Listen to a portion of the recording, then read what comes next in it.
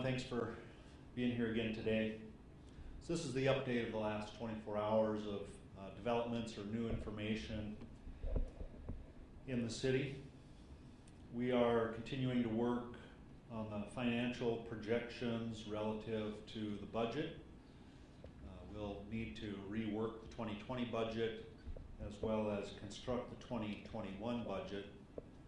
One thing that hasn't stopped due to the virus is the calendar, and we have to produce a budget for the next year. Have to have that to the City Council by end of July, beginning of August, for them to act on it in a timely manner and in a way consistent with state law. Our solid waste staff out at the landfill are struggling with the increased volume of private haulers coming into the landfill.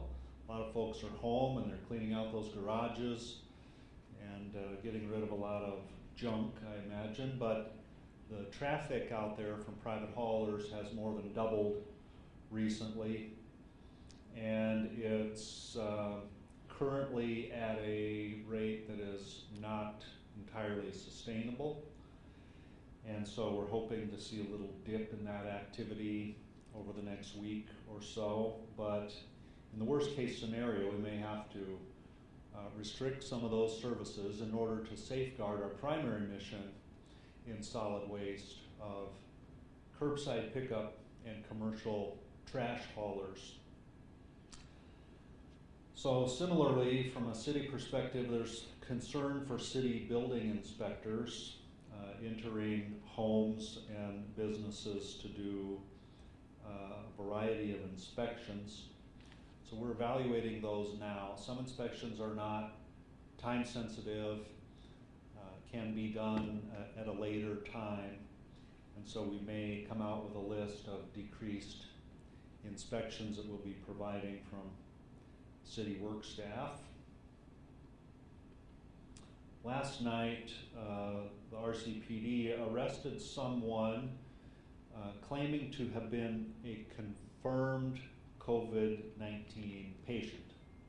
This required a nighttime investigation involving some health officials, and the investigation revealed that this was falsely stated by the person being arrested.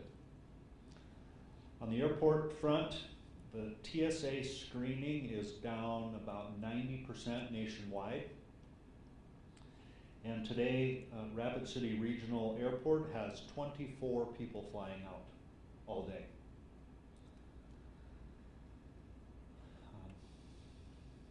Next item, there's a growing concern for the homeless and their ability to access services. It's not because we're seeing an increase in the homeless individuals, but we're seeing a decrease in the donations of food and money that is necessary to provide for the homeless individuals.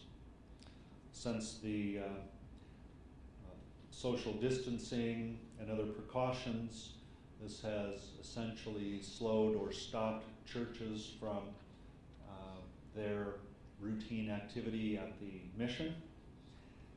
But we have to find a way to turn that back up and start that food flowing again to the local Cornerstone Rescue Mission. And so this is a great time for those of you who can to make those donations to your favorite human service organization. There are people living outdoors or in cots in homeless shelters that the community has adopted, more or less, to provide for their basic human needs. And so we're just asking you to step up here and keep that food coming into the local shelters. Rapid City is building a story of community resilience and coming together as a great team to get us through these difficult times with COVID-19. There's so many stories already of local businesses changing their missions at their work, to start manufacturing supplies, to providing for the healthcare workers that need tools and equipment to do their jobs. And this is going to make a great story. And so that's the good news. The good news is we're pulling together. And I think that we've probably been negligent in not bringing more of those stories to the forefront. So we're going to start compiling all of these great things that are going on in the community, because this is a time of uncertainty, but it can also be a time for community pride. We have what it takes to get us through this and to provide for ourselves and our neighbors, and to give the healthcare workers what they need to fight this disease and to keep us all healthy. The school playgrounds and equipment are closed to the public, and the school system is asking for your compliance to this closure, so that they won't have to take a bunch of measures with fencing or other types of barriers to keep kids off of there. And this is for the safety of your children and your family. And so please act accordingly. Some city park facilities, such as recreation and the picnic shelters and the playground equipment, are closed, have been for a while in Rapid City. We're continuing to get reports of parents lifting their child over the barrier tape to let them slide on the slide. And we're having observations phoned in by citizens of people in the parks engaging in close contact, whether it's in a sporting event or some social gathering. But this just can't happen. And if you insist for it to happen, then we can just guarantee that it won't be allowed to happen in a city park. We have not closed the city parks yet, but we are not opposed to closing the city parks, and we will if we deem that that's necessary. I can't stress to you enough the obligation that we have as a community to do our best to slow the spread of this virus. The government can only do so much. The government has regulatory authority, which is not endless. We don't have such broad authority that we can do whatever we can dream up. And if we could, it wouldn't be appropriate to do so. We've taken some measures here to close the bars and the restaurant dining rooms and recreational facilities according to the CDC guidelines, but that's not where it ends. That's not where the effort ends. The effort lies with every citizen in this community and everyone in the state and the nation to be responsible and keep your distance and be careful, especially of those vulnerable to this disease. If the government does its part and the community does its part, we can flatten this curve. We can slow down the peak infection date. We can spread out the peak infection over a longer period of time. We can keep from overrunning the hospital services. That's the whole goal here. So, but everyone has to help, everyone. And we have a city council meeting coming up Monday night. This is a regular city council meeting. During that city council meeting, the council will be forced by the way the ordinance is written to address that city ordinance again regarding business closures. They're going to have to let this ordinance, the closure period, expire on April 8th or renew it for another period of time. So we are being advised by our medical provider on that issue.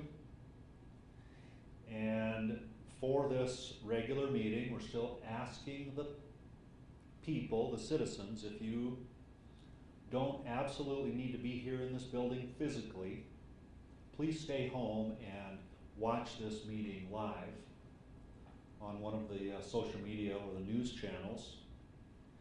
And you may email public comment. Later today, we'll have a link on our website, which we will promote, that will allow a citizen to fill out a form and submit it for public comment. There is a character length limit, so that we'll keep all of the emails at a known maximum size. But that's how we would prefer to handle public comment during this time. If you absolutely feel you have to be here at City Hall, we have about a dozen chairs here in these council chambers, and when those are full, then we're going to ask everyone else to wait down in the lobby or outside until there's room. So we appreciate your cooperation on that, again, for your own safety and for the safety of our city council and our city officials as well. So questions from anyone in the room? Yes, Mayor. So we noticed at some golf courses around the city, specifically Arrowhead, we noticed multiple times that there have been a good chunk of cars. It looks pretty busy there. Because they're a private area, do they necessarily are they bound by the same rules as other public, like bars and restaurants or whatnot? I know golf, obviously you can have a good chunk of distance between people once you're on the course, but say in the clubhouse and any sort of restaurant facility meeting up. And the question was concerning private golf courses, if they have to follow the same rules. There's been some observations about crowds at a local golf course and country club. And so the short answer is yes, they do have to follow the same rules in terms of bars and restaurants not allowing people to consume on site. They would be able to have golf. We recommend that the pro shop remain closed, or any place where people will be congregating at an indoor recreational facility. I'm aware that clubs like Arrowhead also have meeting rooms and other space there which are not specifically addressed in the ordinance, but by this time I think common sense really should start dictating how those type of things are handled. So we can put these types of businesses on the list to touch base with to make sure that we're all on the same page. Mr. Mayor, have you heard any update from Feeding South Dakota today about how their food drive out at Central States Fairgrounds happened? We haven't heard back yet. We just checked with our person that was out there, and so I have nothing specific to report. From a picture I saw earlier today, and I think I saw about 100 cars in line out there, and so as soon as we get those, we'll update our social media with it.